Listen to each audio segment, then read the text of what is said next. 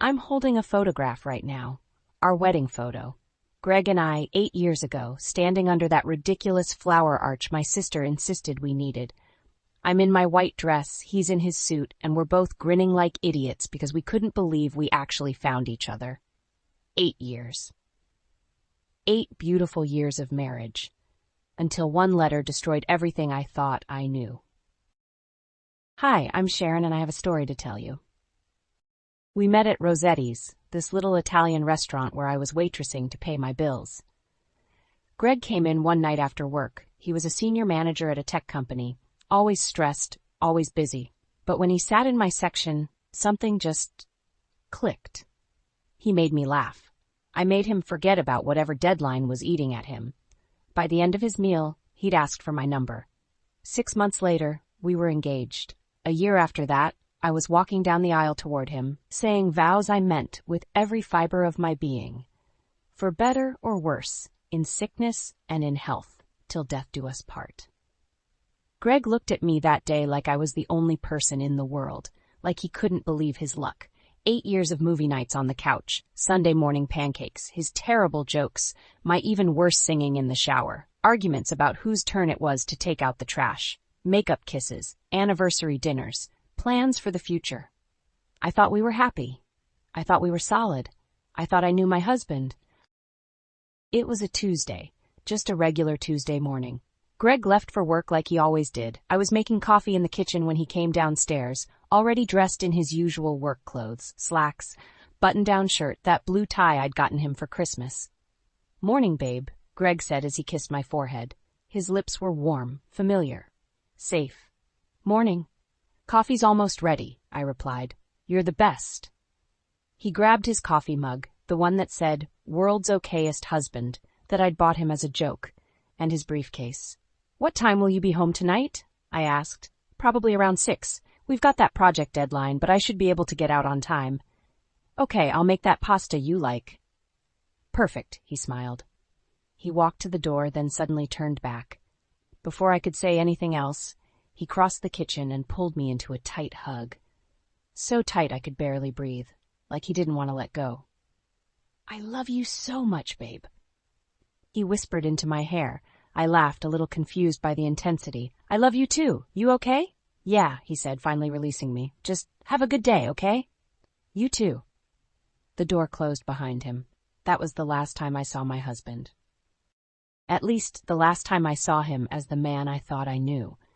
Because when I walked into the kitchen an hour later, after my shower, after getting dressed, after humming along to the radio like it was just another normal day, I saw it.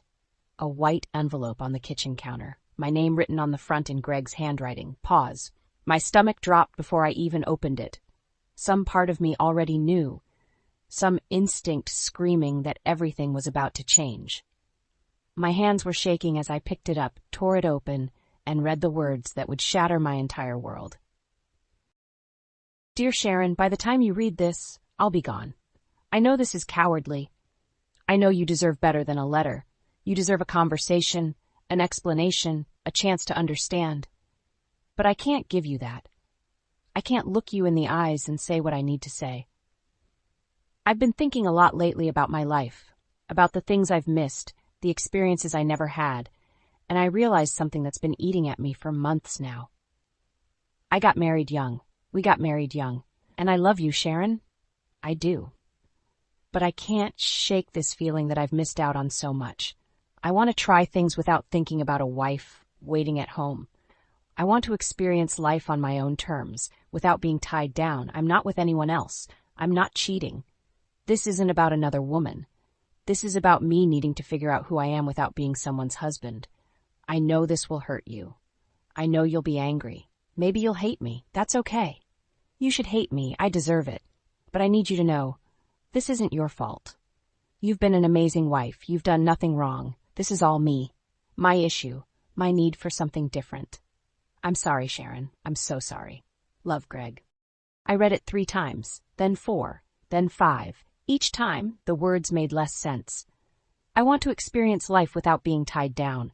I need to figure out who I am without being someone's husband. This is all me. My hands were shaking so badly I dropped the letter. It fluttered to the kitchen floor, landing face up, his handwriting mocking me.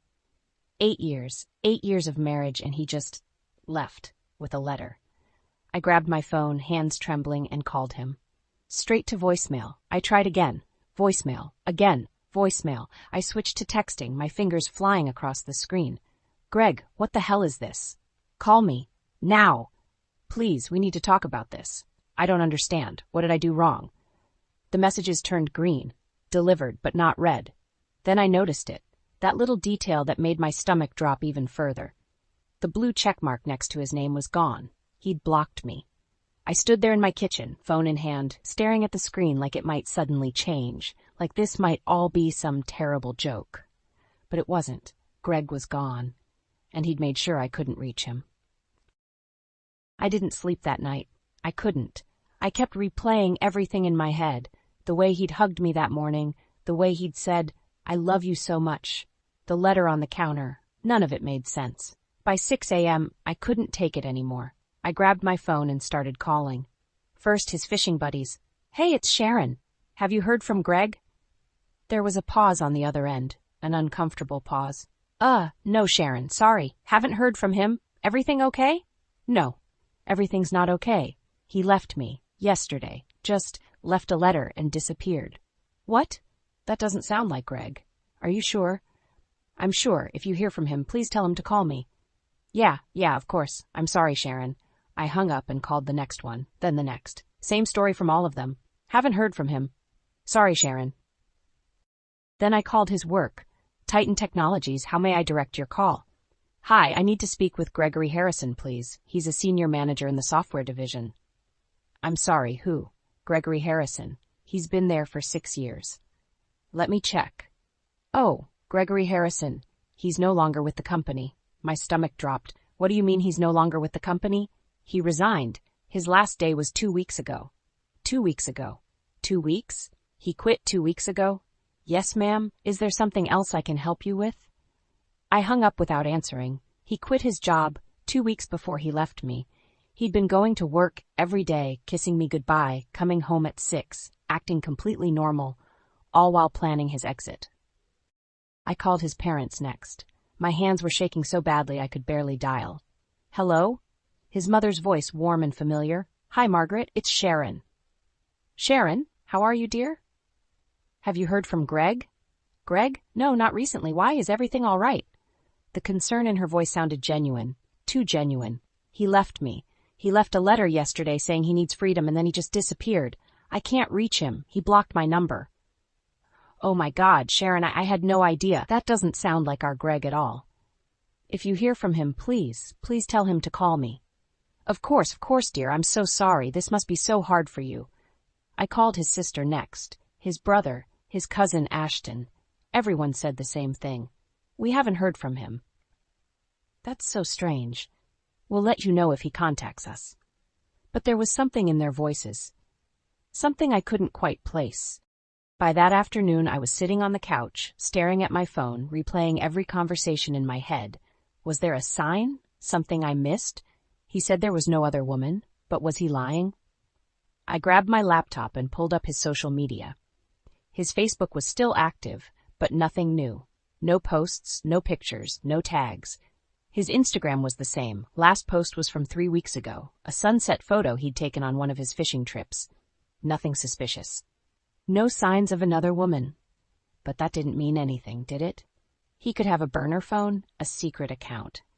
I stood up and walked to the bathroom, catching my reflection in the mirror. Had I let myself go? I looked tired. My eyes were puffy from crying. My hair was a mess.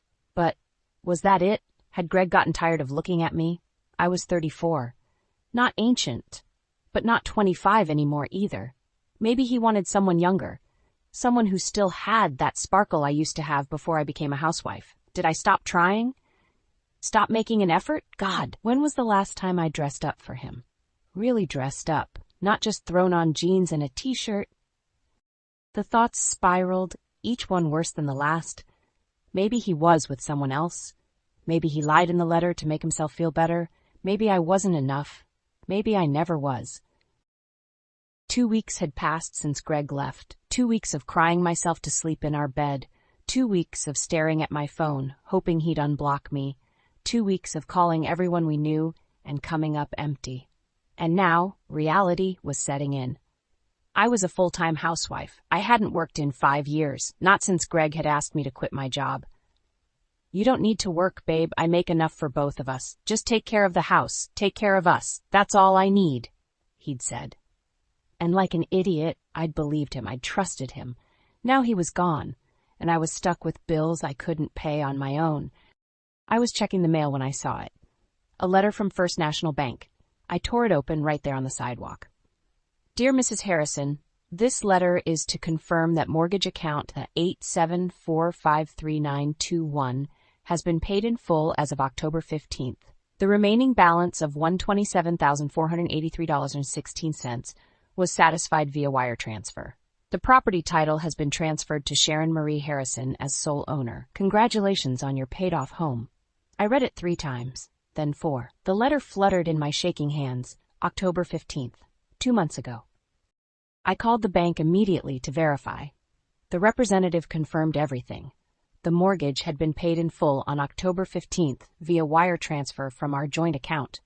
Greg had removed his name from the title at the same time. The house was mine, free and clear. I hung up and sat down hard on the kitchen floor. Greg had paid off our mortgage. 2 months before he left, he transferred the house into my name only. A man who wants freedom doesn't do that. A man who's tired of being tied down doesn't secure his wife's financial future. What the hell is going on, Greg? I sat on the kitchen floor for what felt like hours, that letter from the bank still clutched in my hand. Then I scrambled to my feet and grabbed my laptop, nearly dropping it twice before I got it open. My hands were shaking so badly I had to type my bank password 3 times before I got it right. The page loaded. My checking account appeared on the screen. I stared at the balance. Then I refreshed the page, certain I was seeing it wrong. But the number stayed the same. $53,800.53 is my account balance. I scrolled down frantically, looking at the transaction history. There, October 20th, 5 days after he paid off the mortgage. Transfer from Gregory Harrison savings account, $50,000. He'd transferred everything. Everything. I clicked over to his savings account, the one he'd had since before we got married, the one he'd been contributing to for years. Balance 0. Last transaction, October 20th. Transfer out, $50,000. He'd emptied his entire savings account and put it in my name. I sat there, staring at the screen, my mind racing. The mortgage, paid off, the house title, in my name only. His life savings, transferred to me. And then he left me a letter saying he wanted freedom? None of this made any sense. A man who wants to be untied doesn't do this. A man who's tired of being married doesn't make sure his wife will never have to worry about money. A man who wants to leave doesn't spend months securing his wife's future. I looked around the kitchen, our kitchen, in the house that was now mine, with a bank account full of Greg's money. And suddenly, the anger that had been simmering for days turned into something else entirely. Fear. Because a man doesn't do all of this just to leave his wife. A man does this when he's preparing for something. Something final. "Greg," I whispered to the empty kitchen. "What aren't you telling me?" 3 months. 3 months since I found that letter on the kitchen counter. 3 months since Greg disappeared from my life. The first month, I was a mess. I barely ate, barely slept. I'd wake up reaching for him in bed, forgetting for just a second that he was gone, and then the reality would crash over me all over again. The second month, the anger started to fade into something else. Acceptance, maybe. Or just exhaustion. I couldn't keep crying forever. I couldn't keep calling people who had no answers. I couldn't keep torturing myself with questions I'd never get to ask. By the 3rd month, I was starting to move on. Or at least I was trying to. I'd started organizing the house. Packing up some of Greg's things, not to throw them away, but just to make space. To breathe. I couldn't keep living in a shrine to a man who'd chosen to leave me. The house was mine now. Paid off. Secure. I had money in the bank, more than enough to live on for a long time if I was careful. Greg had made sure of that, even if I still didn't understand why. I'd started thinking about what came next. Maybe I'd get a job again. Maybe I'd go back to school. Maybe I'd finally take that trip to Italy I'd always wanted. Maybe I'd be okay. It was a Tuesday afternoon, exactly 3 months since the day Greg left, when I heard the knock on the door. I wasn't expecting anyone. My sister Annie had stopped by last week to check on me, and she usually called first. I opened the door. A man stood on my porch. Tall, dark hair, familiar features that made my heart skip. Ashton? Greg's cousin. I hadn't seen him since last Christmas. Hi, Sharon. There was something in his voice. Something heavy. What are you doing here? I asked, confusion turning quickly to alarm. Is everything okay? Is your family? Can I come in? He interrupted gently. We need to talk. My stomach dropped. That tone, that look on his face. I stepped aside and let him in. We sat in the living room, him on the couch, me in the armchair across from him. He looked uncomfortable. Guilty, even.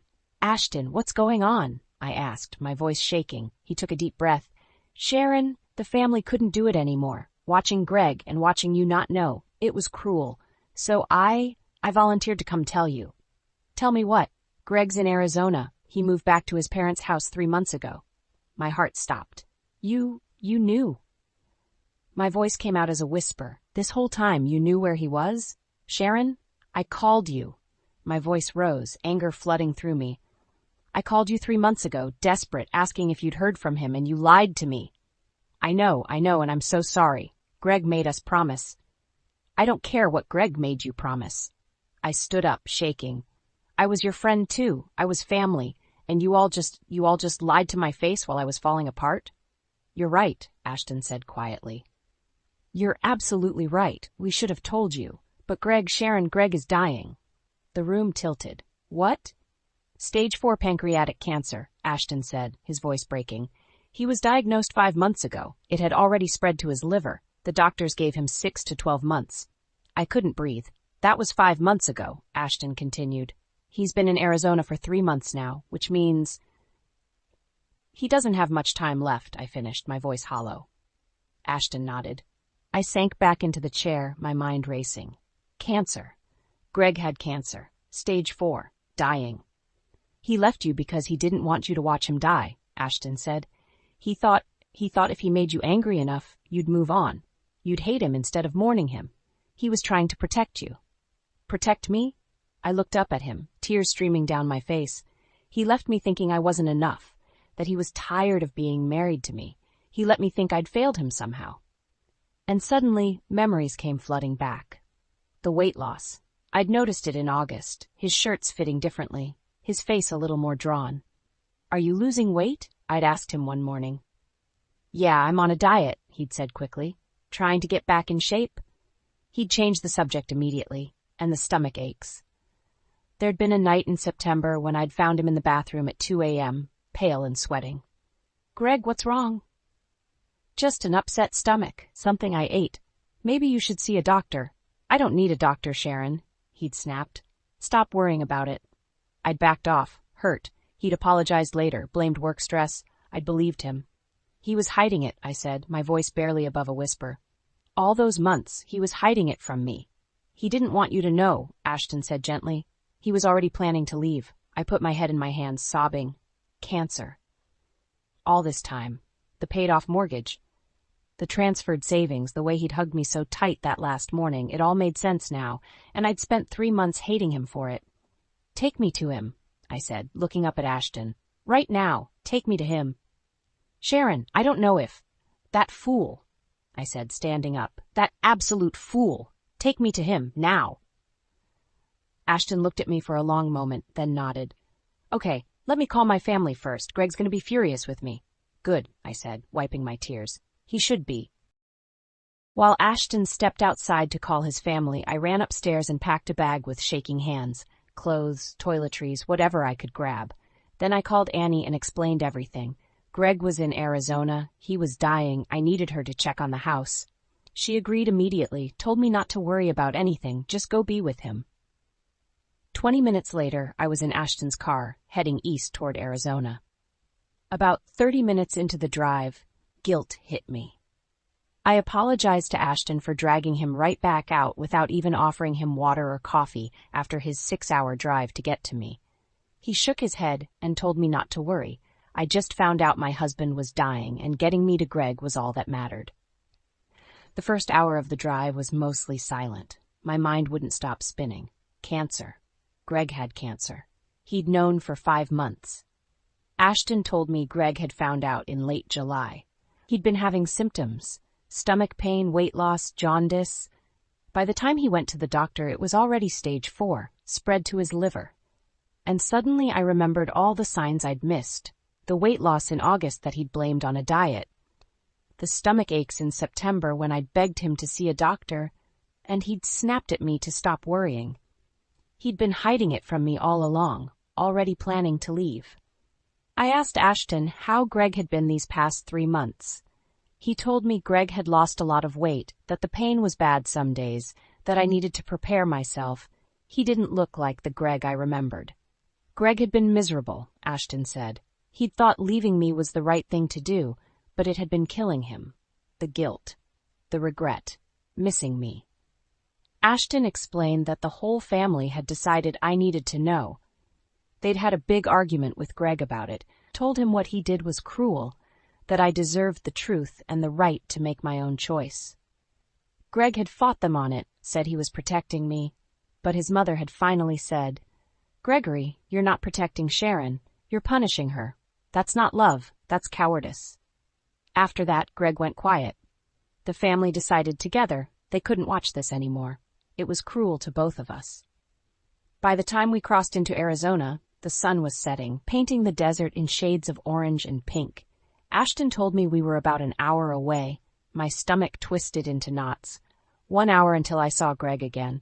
1 hour until I faced the man who'd broken my heart trying to save it.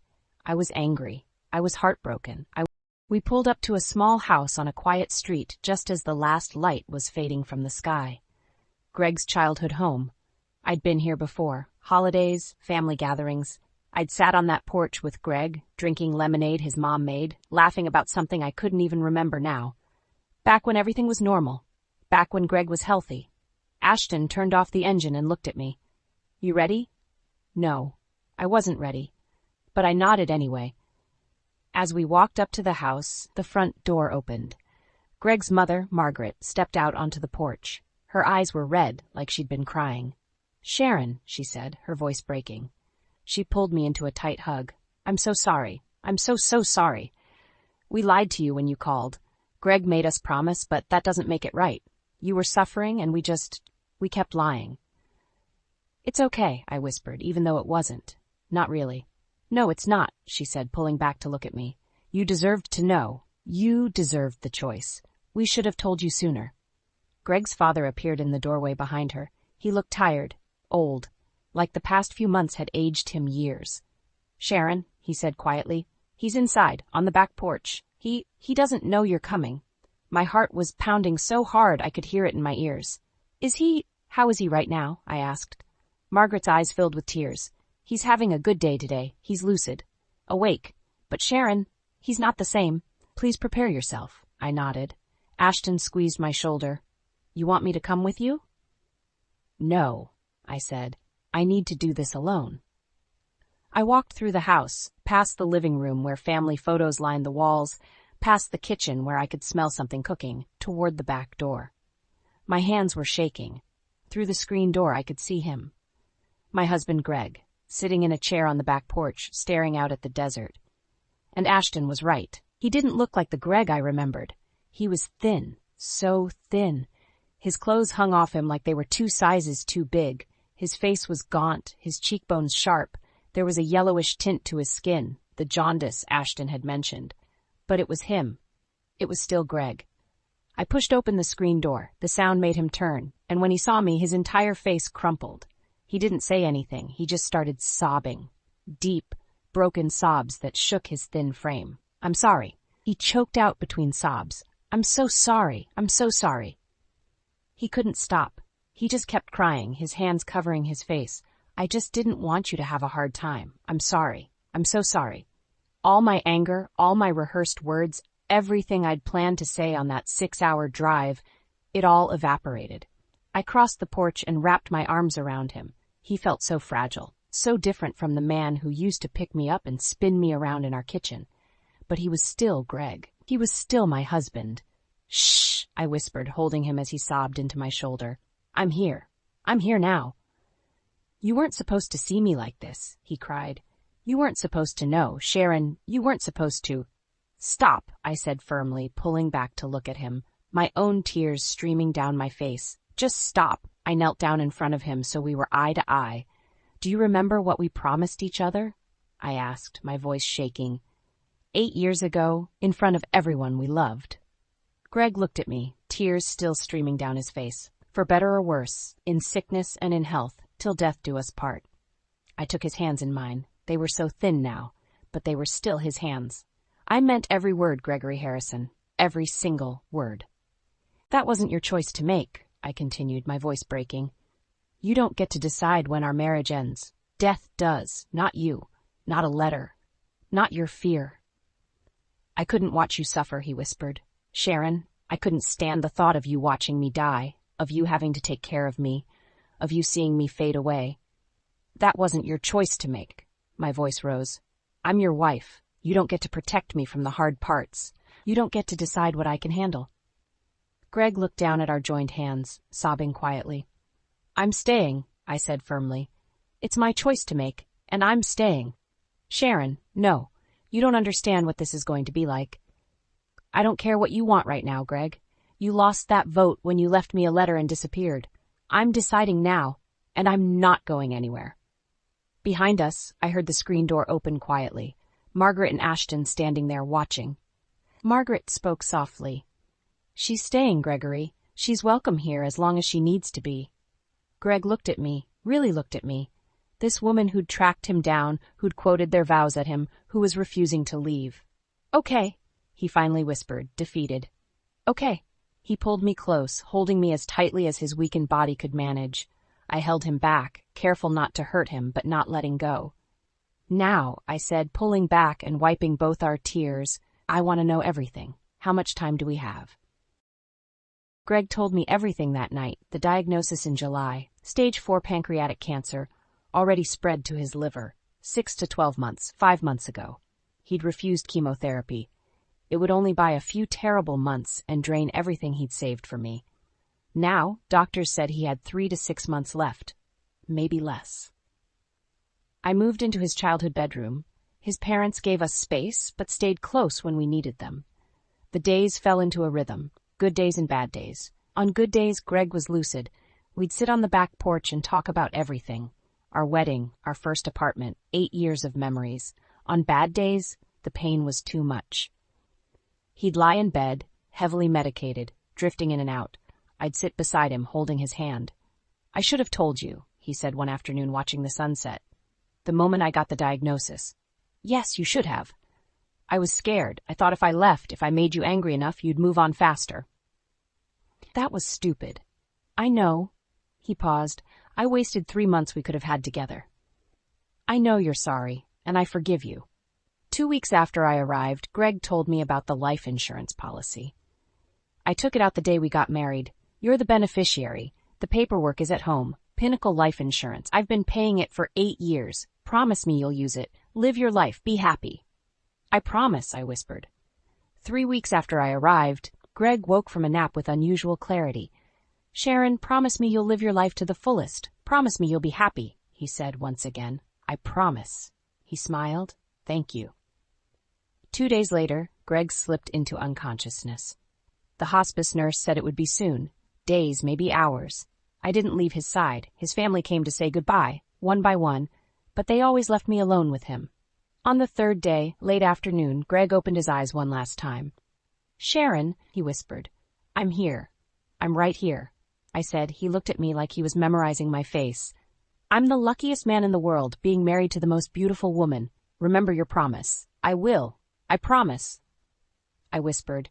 "I love you so much, Sharon." "I love you too," I sobbed. He smiled. Small, peaceful, his eyes closed, his hand relaxed in mine, his breathing slowed and stopped. "Goodbye, my love," I whispered. Gregory Harrison died on a Tuesday evening with his wife holding his hand, for better or worse, in sickness and in health, till death do us part. We made it all the way to the end. The funeral was small, intimate, a cemetery in Arizona, Greg's hometown where he'd wanted to be buried. Family, fishing buddies, old friends from high school gathered under the desert sun. I stood at the front, dressed in black, Greg's parents on one side, Ashton on the other. The pastor spoke about Greg, a devoted son, a loyal friend, a loving husband. At the graveside, after everyone else had paid their respects and started to leave, I stayed. I approached the casket one last time and placed my hand on it. Goodbye, Greg. I love you. Back in California, the first few weeks were the hardest.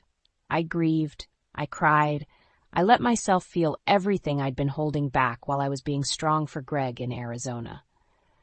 The house felt empty. Too quiet, wake up reaching for him and remember all over again that he was gone. I filed the life insurance claim. The policy came through. Greg had made sure I'd be taken care of, just like he'd promised. But I couldn't just sit in this house forever, drowning in memories. One morning, about a month after the funeral, I remembered what Greg had told me.